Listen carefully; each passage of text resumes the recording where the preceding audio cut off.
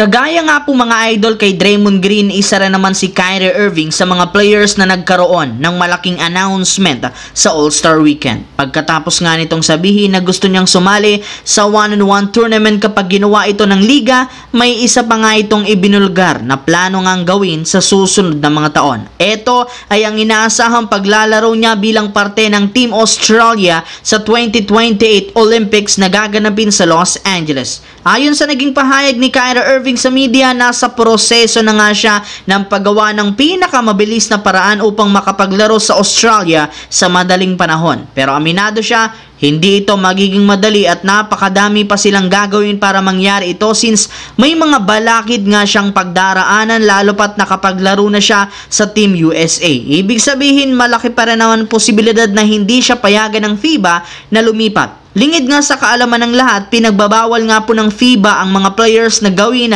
ang ganitong move. Puwera na lang kung lilipat sa isang pausbong pa lang na kupunan. Samantala, dahil nga po mga idol, wala nang natitirang magaling na sentro na available ngayon sa buyout market at free agency. Mag-i-stick na lang naman ang Lakers sa kanilang dalawang big man na sina Jackson Hayes bilang starting center at si Alex Len na paglalaroin ng off the bench. Pero kung si LeBron ang tatanungin, hindi pa rin naman ito kumbinsido sa front court ng team dahil ang nag-iisang paraan para mapagana at maipakita ni Luka ang kanyang tunay na laro ay kung may itatandem sila dito na isang athletic big man na merong malakas na katawan. Sa madaling salita, ala Daniel Gafford type nga po na sentro na dapat nilang kunin bilang kasama ni Luka. Well, bagamat merong athleticism si Jackson Hayes, hindi rin naman ito kayang makipagsabayan at makipagbanggaan sa malalaking sentro. Kaya kailangan nga sila maghanap ng bagong big man na siguradong sasakto sa kanya, which is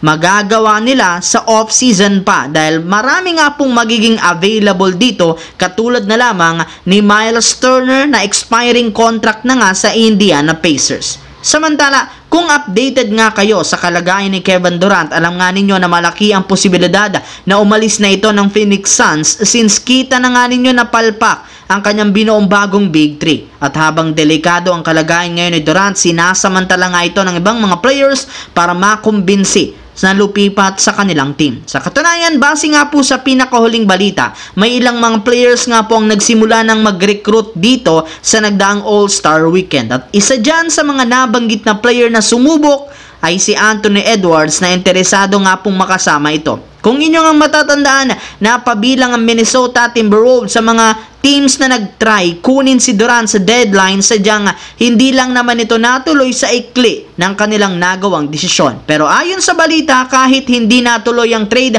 expected na magiging seryoso sila sa pagkuha sa kanya dahil hindi na rin naman gumagana ang tandem ni na Anthony Edwards at Julius Randle at yan na lang naman ang nag-iisang paraan upang makabalik sa contention sa pagkuha ng kampiyonato.